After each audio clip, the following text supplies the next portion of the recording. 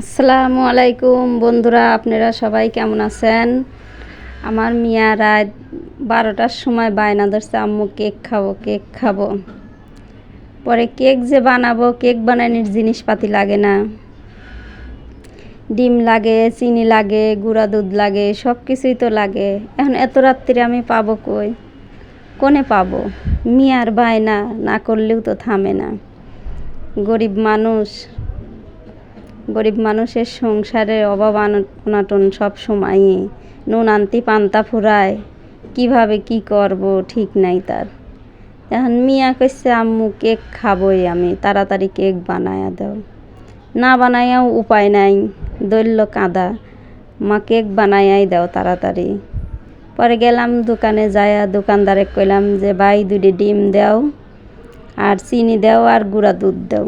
পরে চিনি আর গুঁড়া দুধ নিয়ে আসলাম, আইনি বাসায় আটা ছিল, সেইটা দিয়েই বানাইলাম।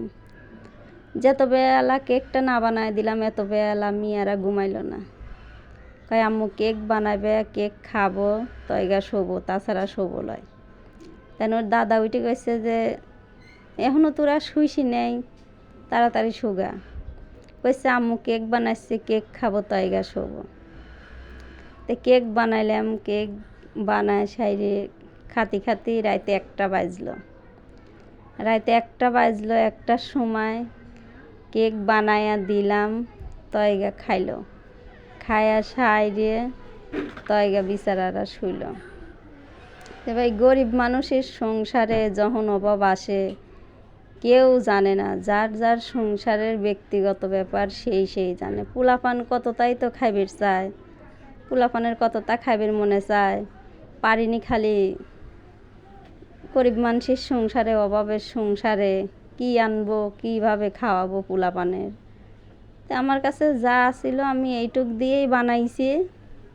আপনাদের ভালো লাগলে আপনারা লাইক, কমেন্ট, শেয়ার আর সাবস্ক্রাইব করে দিবেন। ভালো না লাগলে কিছুই করার নাই। বন্ধুরা দেখেন, আমি এই যেগুলো দিয়ে বানাইছি আমার ঘরে আসিল, আমি এইগুলো দিয়েই আমি এইভাবে বানাইছি।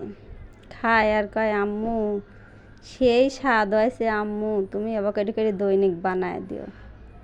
দৈনিক যে পোলাপানের বানায় যে দেবো, দৈনিক বানাতে জিনিসপাতি লাগে না, টাকা পাবো কোনে বানাবো, কোনথেন টাকা পয়সা এনে বানায় দেবো পোলাপান তো কতটাই খাইবিরি চায়। বড়লোক মানুষের মতন তো আর আমরা সপ্তাহ খাওয়াইবির পারি না পোলাপানের। গরিব মানুষ যেটুক জোটে সেইটুক দিয়েই খাওয়াই, পোলাপানেতেই খুশি, বুঝছেন? এতেই আমার পোলাপান খুশি।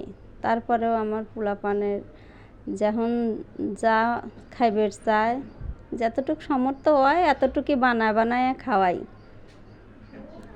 যতটুক সামর্থ্য হয় এতটুকুই বানায় খাওয়াই। গরিব মানুষ পাবো কোনে? তাছাড়া আর গরিব মানুষ শরমে কারোর কাছে যায় না, বড়লোক মানুষের কাছে যায় না, যে গেলেই বড়লোক মানুষরা মনে করবি না যে ওরে আল্লাহ রে, ছোটো লোকরা আছে কৃষির জন্য, মনে হয় কিছু নিবিড় আছে, কিছু চাইবিরা আছে। বড় লোকের আত্মা তো পুঁটি মাছের আত্মা।